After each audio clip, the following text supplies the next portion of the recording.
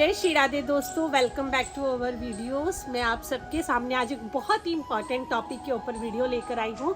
बहुत सारे भक्तजन के इस टॉपिक से रिलेटेड बहुत सारे प्रश्न थे, तो मैंने सोचा क्यों ना इसके ऊपर हम एक लॉन्ग वीडियो बनाएं जिसमें आपके सारे प्रश्नों का उत्तर आ जाए। मैं पूरी कोशिश करूँगी कि जो यहाँ पर हमारे वृंदावन धाम में या संत महात्मा के द्वारा या जितने भी भक्तजन इसके ऊपर जो है व्रत रखते हैं, मैं उसी टॉपिक से रिलेटेड आज आपके सामने ये वीडियो पेश करती हूँ।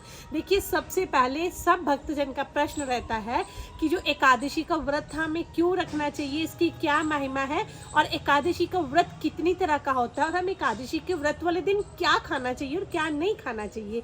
देखिए, आप सबने सुना है जैसे आम फलों का राजा होता है, शेर जंगल का राजा होता है, ऐसे ही सेम जो हमारा जो एकादशी व्रत है वो सारे व्रतों का राजा माना जाता है। हम अगर कृष्ण भक्ति से जुड़े हुए हैं, अपने कृष्ण भक्ति से जो हमें प्रेम मिलता है, अगर हम उनसे जुड़े हुए हैं तो हमें कहीं ना कहीं क्या अवश्य ही एकादशी का व्रत जरूर रखना चाहिए, क्योंकि इस व्रत की अगर हम महिमा करने लगे तो बहुत समय निकल जाए। एकादशी का व्रत रखने से हमें क्या मिलता है, क्या किस तरीके से हम भगवान की भक्ति से जुड़ पाते हैं, ये एक अलग विषय है। परंतु मैं आज सिर्फ आपको इतना ही शॉर्ट में कहूँगी कि एकादशी की व्रत की बहुत ही महिमा है, जिनका मैं वर्णन अपने शब्दों में भी नहीं कर सकती। परंतु अब मैं आगे चलती हूँ कि एकादशी का जो व्रत होता है वो कितनी तरह का होता है। हम सबको पता है एक साल में 24 एकादशी आती हैं, परंतु जब अधिक मास आता है तो 24 की जगह जो एकादशी का व्रत है वो 26 हो जाता है। तो अब हम आगे चर्चा करते हैं एकादशी का व्रत कितनी तरह का होता है। सबसे पहले जो एकादशी का व्रत होता है वो निर्जल एकादशी का व्रत होता है। देखिए, साल की जो 24 एकादशी हैं उसमें जो जून की जो एकादशी आती है उसमें एक निर्जला एकादशी भी आती है। उसमें क्या करते हैं भक्तजन, बिल्कुल भी जल तक ग्रहण नहीं करते। जो 24 घंटे हैं वो अपना पूरा निर्जल रहकर है जो इस व्रत का पालन करते हैं।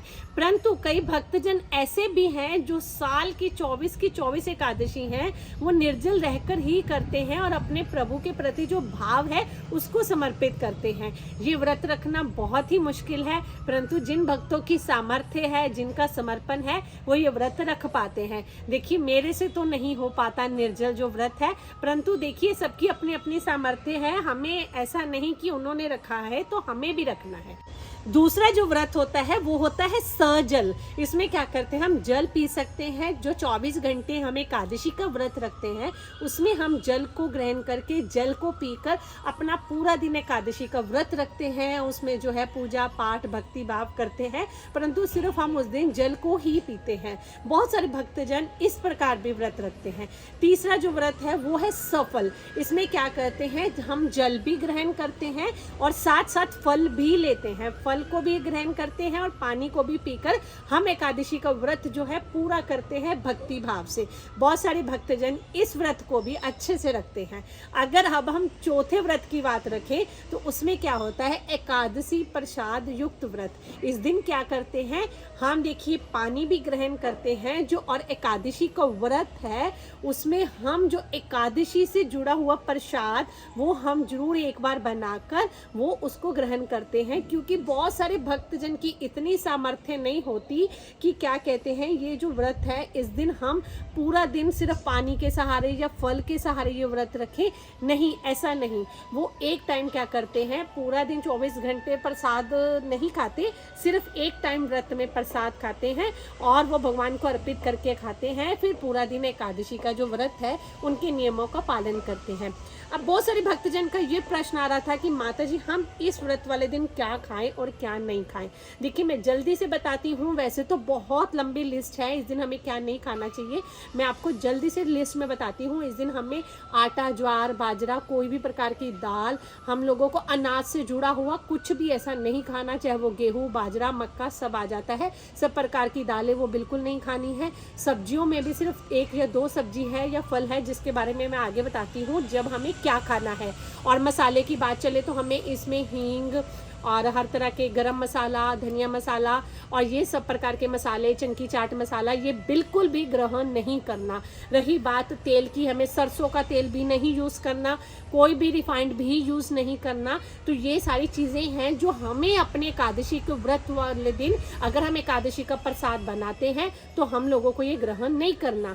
अब बात करते हैं कि हमें एकादशी का जो प्रसाद बनाते हैं उस दिन हमें क्या यूज़ करना है कि हम एकादशी का प्रसाद बना सके। तो सबसे पहले हमें क्या करना है, एकादशी का प्रसाद बनाते वक्त हमें देखिए जो है कुट्टू का, और कुट्टू का जो आटा आता है बाज़ार में, और स्वांठ के चावल जिसको हम व्रत वाले चावल भी बोल सकते हैं, उन्हीं का प्रसाद बना सकते हैं। और सब्जी में बात करें तो हम क्या है, हरी मिर्च, और बहुत सारे भक्तजन ये कहते हैं कि हम टमाटर भी यूज़ करते हैं, इसमें घिया और काशी फल भी यूज़ कर सकते हैं।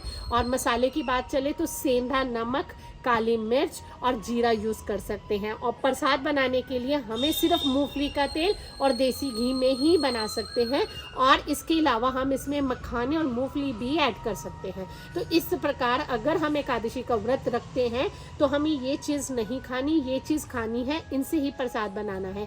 देखिए वैसे तो ये बड़ा चर्चा का विषय है कि अगर हम एकादशी का व्रत रखते हैं तो हम लोगों को ये इतनी सारी चीज़ों के में क्यों कंफ्यूज रहते हैं। ये बात इसीलिए कह रही हूँ क्योंकि भक्तजन सारे जो है एकादशी का व्रत पूरी तरह से निर्जल या खाली पेट नहीं रख सकते, बट शुरुआत में वो एक समय चाहे एकादशी का प्रसाद पाकर एकादशी का व्रत रखें। उस दिन ज़्यादा से ज़्यादा अगर आप 16 माला करते हो तो 20 माला करें, परंतु एकादशी का व्रत जरूर रखें। हमारे घर में छोटे छोटे बच्चे हैं, बड़े हैं, या जिनको दवाई लेनी होती है, वो खाली पेट नहीं रह सकते, वो फल के ऊपर नहीं रह सकते, उनके लिए ये व्रत बहुत जरूरी है कि आप उनको किसी न किसी तरीके से एक प्रकार एक टाइम का भोजन देकर चाहे एकादशी के व्रत का जो है शुरुआत तो कीजिए। अगर हम ऐसा करेंगे, चाहे एक समय बच्चे और बड़े जो भी हैं जो नहीं रख सकते, वो अन्न खाने की बजाय अगर एकादशी का प्रसाद खा लेंगे तो कोई बात नहीं, परंतु उनकी शुरुआत तो होगी। एकादशी का व्रत रखने का नियम तो जीवन में आएगा,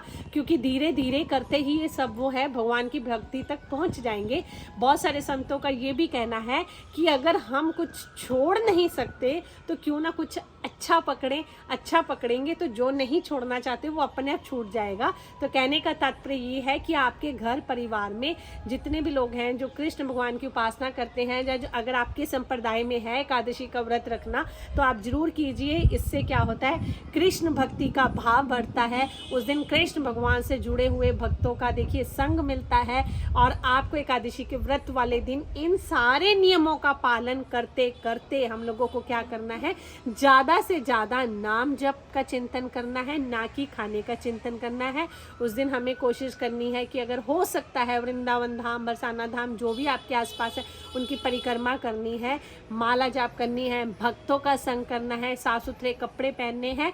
और एक चीज़ बहुत वर्जित है, हमें इस दिन गुस्सा नहीं करना है, हम लोगों को किसी की चुगली निंदा नहीं करनी है।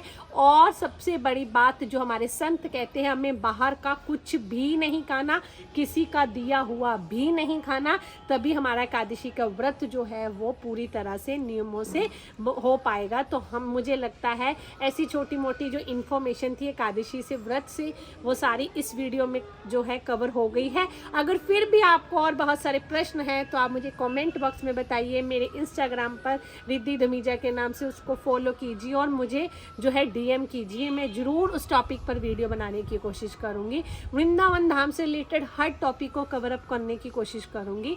तब तक के लिए आप सबको जय श्री राधे, और हमारे चैनल को सब्सक्राइब करना